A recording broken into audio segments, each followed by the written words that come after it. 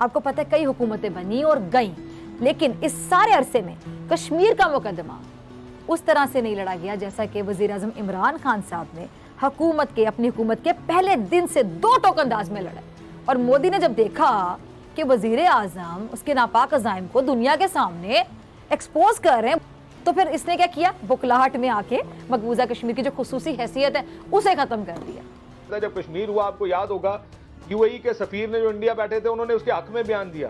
चंद दिन बाद सऊदी अरब ने जाके 18-20 अरब डॉलर की अरामको जो कंपनी है उनकी, उसने जाके वहां पर अंबानी के साथ इन्वेस्टमेंट कर दी। और वो बार बार हमें कहा गया, देखें जी आपकी तो मैशत इस काबिल नहीं कोई आपके साथ खड़ा हो।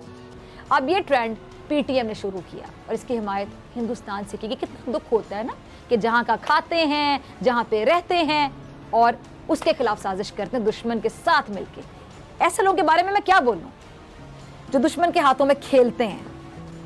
हालात क्या बदले, 75 साल में हालात क्या बदले हैं? 75 साल में हालात ये बदले हैं कि इंडिया का स्टेचर अप हो गया, हमारा स्टेचर डाउन हो गया, क्योंकि हम फाइनेंशियली स्ट्रांग नहीं रहे। जब हम और वो बराबर रहे हैं तो दुनिया हमारी और उनकी बात सुनती थी, दुनिया इंडिया पे प्रेशर डालती थी, अब दुनिया वो किसी को बात नहीं करने देते।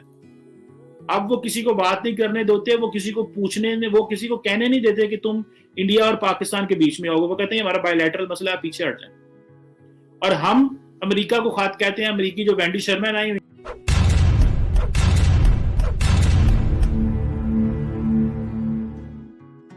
नमस्कार दोस्तों, आप देख रहे हैं सुपर पावर इंडिया न्यूज़। दोस्तों, आज के इस वीडियो में हम देखेंगे पाकिस्तान मीडिया की लेटेस्ट डिबेट।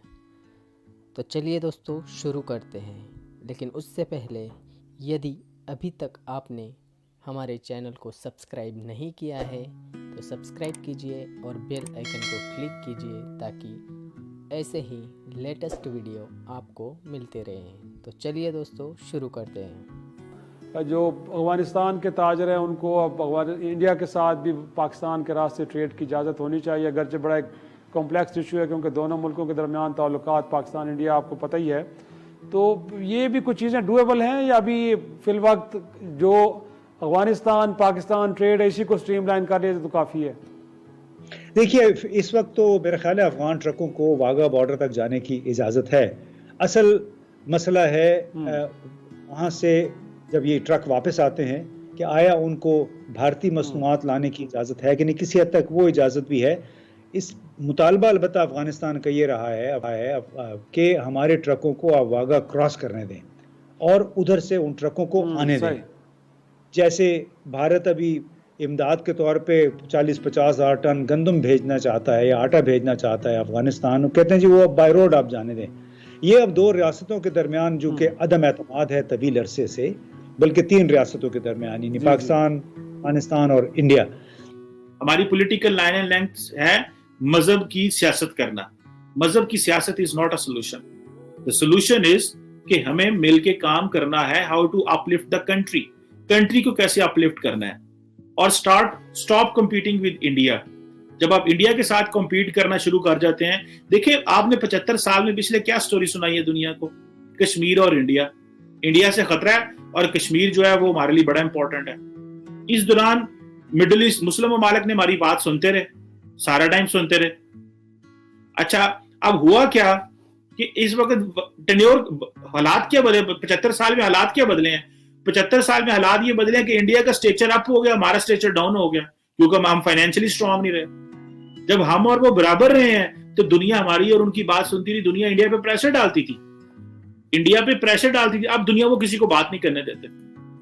अब वो किसी को बात नहीं करने देते, वो किसी को कहने नहीं देते कि तुम इंडिया और पाकिस्तान के बीच में आओगे। वो कहते हैं हमारा बायलैटरल मसला है, पीछे हट जाए। और हम अमेरिका को खात कहते हैं, अमेरिकी जो वेंडी शर्मा आई हुई थी उनको हमारी हुकूमत ने कहा जनाब कि हमारे अमेरिका इंडिया के साथ तल्लुकात ठीक कराए ना आप, तो आप हमारे जो एयर स्पेस यूज करें, हम आपके साथ मुआहदा कर लेते हैं।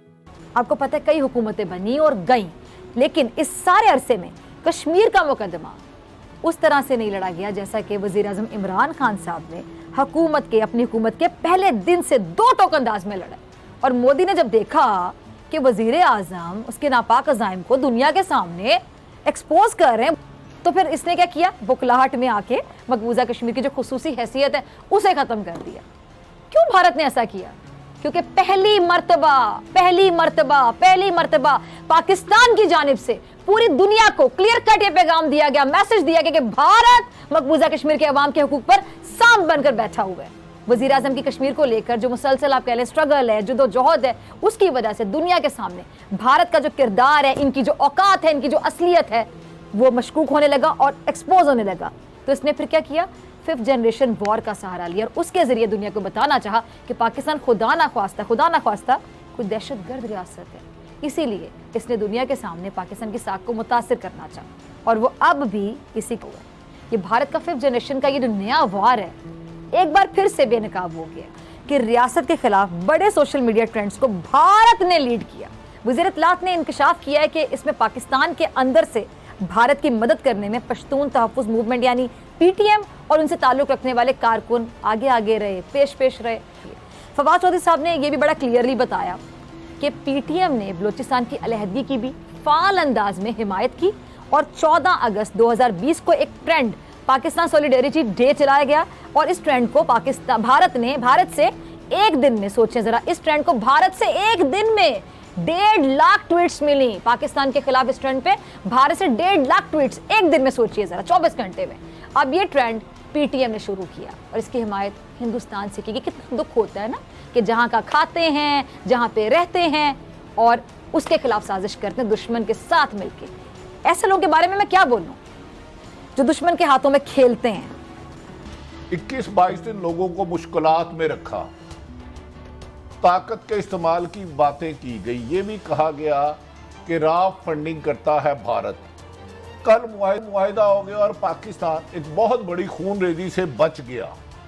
भट्टी साहब, ये मामला इतना सिंपल है नहीं। मैं इसको थोड़ा सा कॉम्प्लेक्स तरीके से देखता हूँ। देखें, ये भी देखें कि किस तरह मुतालबात मनवाए जाते हैं। मुतालबा जिस तरह फ्रांसीसी सफीर को निकालने का मुतालबा है, मैं आपको यकीन से कह सकता हूँ कोई हुकूमत पाकिस्तान की ये मुतालबा नहीं मान सकती, क्योंकि उसके जो नुकसानात हैं, आप या मैं भी उसको देखते हैं और कहते हैं कि इसका नुकसान इस मुल्क को बहुत बड़ा है। इस वक्त जब कश्मीर का मसला है, कोई भी मसला हो, तो हमें आगे से कहा जाता है जी आपकी मईशत है क्या, आप किस बुनियाद पर किसी से बात कर सकते हैं। पहले अपनी मईशत खड़ी करें दुनिया में। ये मैं भी आज किसी को कहता, जब कश्मीर हुआ, आपको याद होगा UAE के सफीर ने जो इंडिया बैठे थे, उन्होंने उसके हक में बयान दिया। चंद दिन बाद सऊदी अरब ने जाके 18-20 अरब डॉलर की अरामको जो कंपनी है उनकी, उसने जाके वहां पर अंबानी के साथ इन्वेस्टमेंट कर दी और वो बार बार हमें कहा गया, देखें जी आपकी तो मईशत इस काबिल ही नहीं कोई आपके साथ खड़ा हो। आप कैसे आपके साथ कोई खड़ा होगा, पहले अपने आप को ठीक करें, मईशत ठीक करें। अगर आपने वो मईशत ठीक करनी है तो इस तरह सफीरों को निकाल के तो ये मईशत हम बराबरी की सतह पर तो किसी के साथ नहीं आ पाएंगे।